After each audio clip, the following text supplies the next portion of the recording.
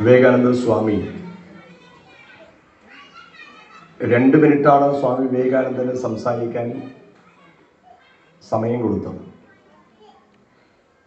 പക്ഷേ 7 ദിവസം തുടർച്ചയായി സ്വാമി വിവേകാനന്ദൻ ലോകമത മഹാസമ്മേളനത്തിൽ സംസാരിച്ചു. അദ്ദേഹം അവിടെ വെച്ച് പറഞ്ഞ വാക്കുകളുണ്ട്.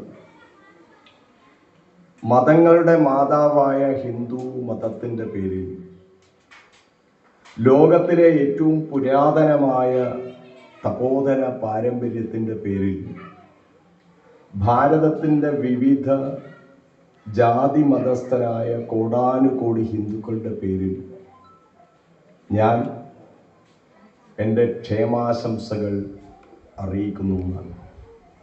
ഒരു വലിയ മത മഹാസമ്മേളനത്തിൽ വെച്ചിട്ടാണ് പറഞ്ഞത്. അപ്പോൾ വലിയ കരഘോഷം മുഴങ്ങിയെന്നാണ്. വലിയ കരഘോഷം ഉണ്ടായി.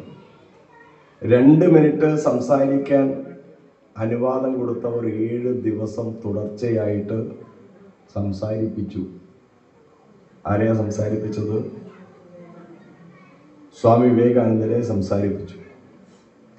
ഹിന്ദു മതത്തിൻ്റെ പ്രമാണ ഗ്രന്ഥം ഏത് എന്ന് ചോദിച്ചാൽ അതിനർത്ഥം വേദം എന്നുള്ളതാണ്. വേദങ്ങളാണ് പ്രധാനപ്പെട്ട പ്രമാണ ഗ്രന്ഥം.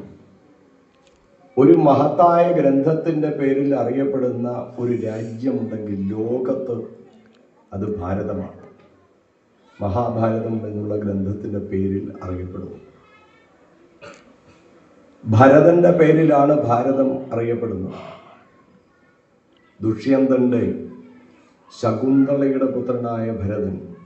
എത്ര ഭരതന്മാരുണ്ട്? ശ്രീരാമ സഹോദരനായിട്ടുള്ള ഭരതൻ, പിന്നെയോ ഋഷഭന്റെ പുത്രനായിട്ടുള്ള ഭരതൻ. ഇങ്ങനെ നോക്കിക്കഴിഞ്ഞാൽ അനവധി ഭരതന്മാരെ നമുക്ക് കാണാൻ സാധിക്കും. ഭാരതം എന്ന് പറഞ്ഞിരിക്കുന്നത് ആര്യാവർത്തത്തിലെ പ്രധാനപ്പെട്ട രാജ്യമാണ്. ഭാരതത്തിലെ വൈദിക ഗോത്രത്തിൽ നിന്നാണ് ഭാരതം എന്ന പേര് വന്നത് എന്നുകൂടി ഒരഭിപ്രായമുണ്ട്. ഓക്സ്ഫോർഡ് ഡിക്ഷണറി എടുക്കുക, അതിൽ ഇന്ത്യ എന്നതിൻ്റെ അർത്ഥം നോക്കുക. ഇന്ത്യ എന്നതിൻ്റെ അർത്ഥം നോക്കിക്കഴിഞ്ഞാൽ നമുക്ക് മനസ്സിലാവും. അതിൽ പേജ് നമ്പർ 789 789 അതിൽ പരിശോധിച്ചാൽ നിങ്ങൾക്ക് തന്നെ ഈ വാക്ക് കേട്ട് ദേഷ്യം വരും. എന്താ കാരണം എന്നറിയാം? ഇന്ത്യ എന്ന വാക്കിൻ്റെ അർത്ഥം കൊടുത്തിരിക്കുന്നത് അടിമത്തമുള്ള ഒരു ഗോത്രം എന്നുള്ള പേരിലാണ്. ഇപ്പൊ നിങ്ങൾക്ക് ദേഷ്യം വന്നില്ലേ? ഏതെങ്കിലും ഒരാൾ ഇതുപോലുള്ളൊരു വാക്ക് കൊടുക്കും? ഇന്ത്യ എന്നതിൻ്റെ അർത്ഥം ഇവർ കൊടുത്തിരിക്കുന്നത് ഈ തരത്തിലാണ്. നമ്മുടെ പുരാതനമായ നാഗരികതയും സമ്പന്നമായ സംസ്കാരത്തെയും തകർക്കാൻ ബ്രിട്ടീഷുകാർ തിരഞ്ഞെടുത്ത വാക്കാണ് ഇന്ത്യ എന്നത്.